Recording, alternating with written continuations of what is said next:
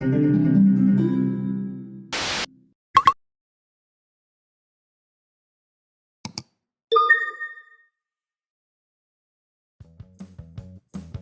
溫哥華嘅探親之旅，今日已經係第4日啦。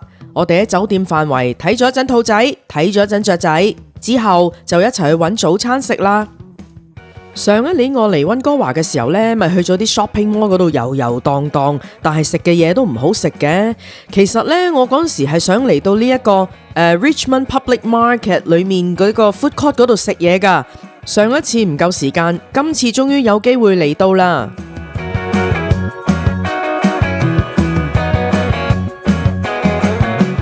街市地面嗰一層呢，就見到有一啲濕貨同乾貨檔攤，真係街市咁樣嘅，賣菜啦，賣肉啦，咁亦都有一啲乾貨賣下其他生活用品啊咁樣。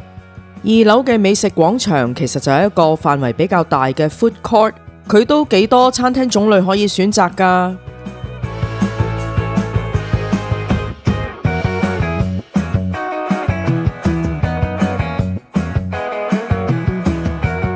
我哋今日咧就一早嚟到呢度，諗住食下早餐，因為我覺得原來溫哥華你話早起身，譬如8點咁，我哋出門口想食啲嘢呢，都唔係話太多地方係開嘅，有好多都係開9點、10點半、11嘅。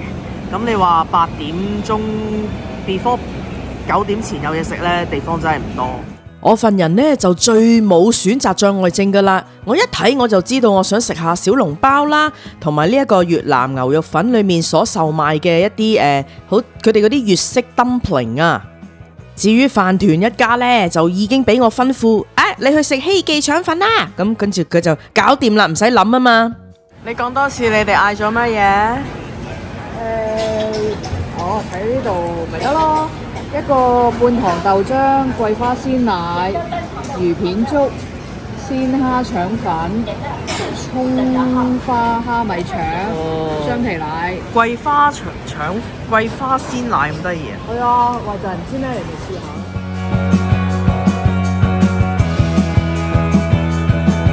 不過嚟呢度食嘢買嘢呢，即係雖然好開心好多店啦，但係呢，你都要等叫號噶嘛。咁如果我喺呢間買咗咯，咁跟住我又喺呢間買咗，跟住又喺嗰間買咗呢，一個人呢就分唔到身呢，就去聽號碼啦。咁啊，可能要食完一樣先一樣啦。如果一個人嚟食嘅話，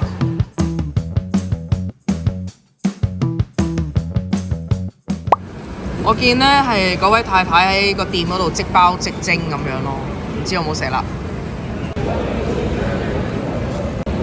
好大隻啊！呢個小籠包，佢個肉餡呢係比平時一般嘅大，個皮亦都唔差喎。係啊，幾鬼多肉啊，好大隻啊，真係好大隻。咁啊，幾蚊5隻。我覺得 OK 喎，即係 food court 嚟講，好食啊！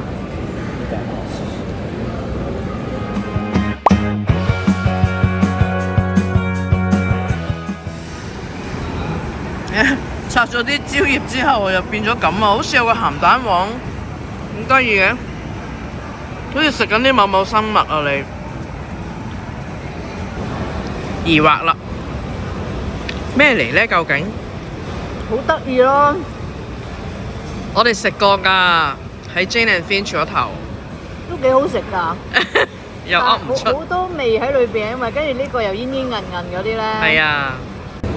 哇，熱辣辣嘅呢個越南 dumpling， 我記得我哋喺多倫多食過嘅，即係好似係啲 tapioca 粉整嘅皮啦，好煙韌，好得意。有粒勁大蝦米，少少綠豆蓉，少少香料，好食啊！食嘅時候點啲魚露，又仲好食啊！呢個越南餃子呢，就冇鋪頭食嘅咁好食啦，因為佢少咗啲綠豆蓉同埋少咗一啲其他餡料啊。佢其實盡其量都係得蝦米嘅啫。蝦米同埋蕉葉香咯。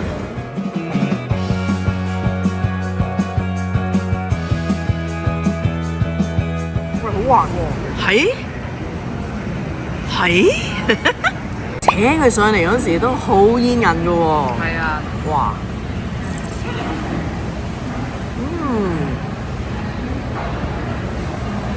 好食啊呢個。係啊。有冇米香咧？我就唔係好食到，你覺得咧？呢一個我哋嗌蝦米咧，蝦米味好濃啊。係啊。或者試下蝦腸會食到米香，試下先。咩嚟啊？羊肉拉麵我哋嚟食早餐㗎喎。咪啱啱早餐啊嘛。早餐係咁樣㗎。唔係啊。哇！我又要。你咪要咯，佢即時手打㗎。真㗎？係啊。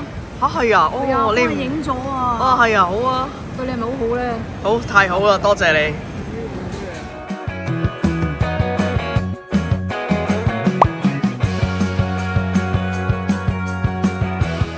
即係佢即刻整個由個麵條嗰度搓啲麵出嚟俾你啊，拉出嚟嘅咯喎。哦，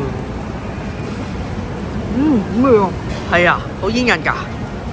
佢好有麵香，跟住麵粉香，跟住佢又唔係話超級煙韌，不過係即係你食得出唔係啲雪藏嘢啊嗰啲咯。你都睇得出啦。跟住嗰個湯又好香，即係啲羊，你睇啲幾多羊肉係咪？係咯，即係幾多錢啊呢碗嘢？15蚊。哦，15蚊，哦 OK 喎。係啊，咁多料。係咯，同埋可以選擇唔使俾 tips 咯，因為佢係 food court 喎。係啊，冇俾啊。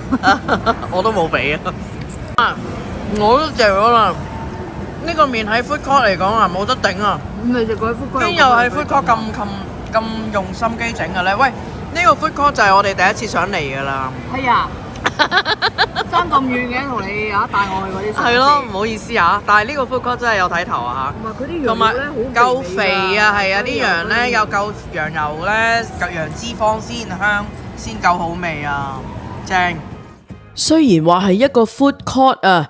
不過咧，如果嚟溫哥華嘅朋友唔知食乜嘢好啦，早餐唔知食乜嘢，午餐唔知食乜嘢，晚餐都唔知食乜嘢，其實真係可以嚟呢一度試下咯。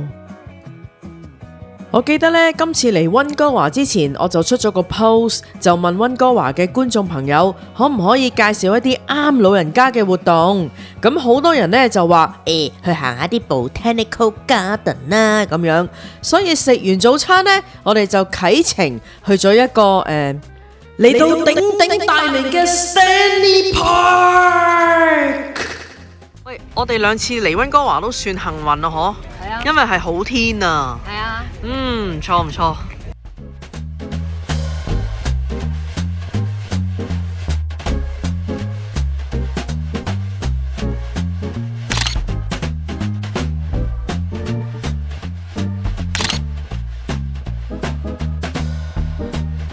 1年前我哋嚟溫哥華玩呢，就呢覺得自己好幸運啊，有太陽。咁我哋咧就話咧，哇，要吸收維他命 C， 要咁樣行嘅係啦，維他命 D 啊，要咁樣。維他命 D 固然重要啊，不過對於港女啊、飯媽嚟講咧，太陽就有啲 too much 啦。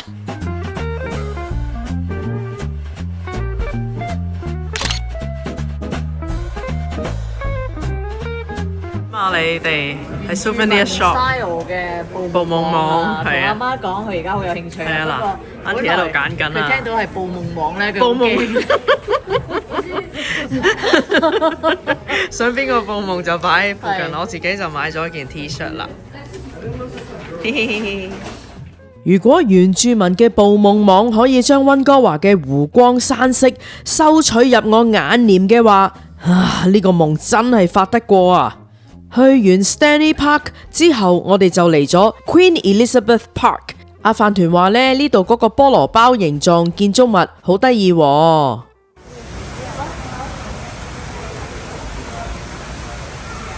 喂，有佢哋喎。好啦，去行啦。好啊，我攞一張啦咁。菠蘿包呢，其實係一個保育植物嘅大溫室，同時亦都係一啲熱帶鳥類嘅庇護所啊。遊覽室內嘅溫室呢，係要付入場費嘅，欣賞各種唔同嘅動物同埋植物，範圍唔係好大，好快就行得晒噶啦。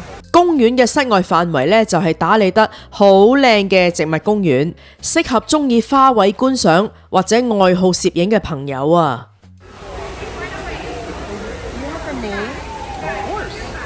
What is it? Mocha. Blanca. Oh, Lonka. Hi. No, tea. Blanca. Oh, Blanca. Yeah, so white. White. Okay. Hi, Blanca. Would you like the pictures? Hi Blanca. Hello Blanca.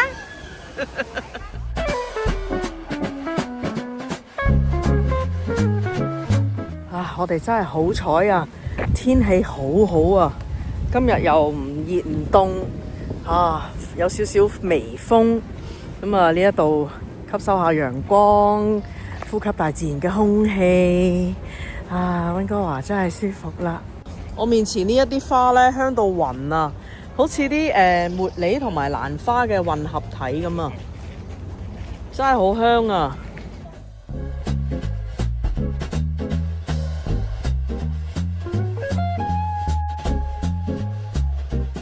悠閒嘅公園遊咁就過去啦。除咗遊花園之外，我哋仲去咗超市嗰度睇下當地嘅物價。不如我就而家放啲價錢上嚟，等大家睇下，對比一下溫哥華同多倫多嘅物價啊！又係嗰句啦，我哋絕對唔係嗰一啲精打細算啊、慳家嘅家庭主婦啊。市價係啲乜嘢呢？我哋知個吉咩？不過呢，即係驟眼感覺睇一睇，溫哥華嘅生活指數，即係你話消費品方面呢，其實又唔係貴過多倫多好多，係食嘢嗰度就貴少少咯。但係佢又稅又慳啲，咁條數啊點計呢？住屋係貴嘅，咁呢個我知道嘅。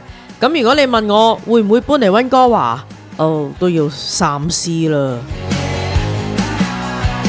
第5日啦，離開溫哥華前往多倫多之前，我哋就約咗 K.O. 阿佬，我哋食早餐。呢個地方啊，鬼死咁偏遠，係佢介紹㗎。呢個早餐嘅特色呢，係食一啲德國風情嘅早餐，睇落有啲特別噃，試下先。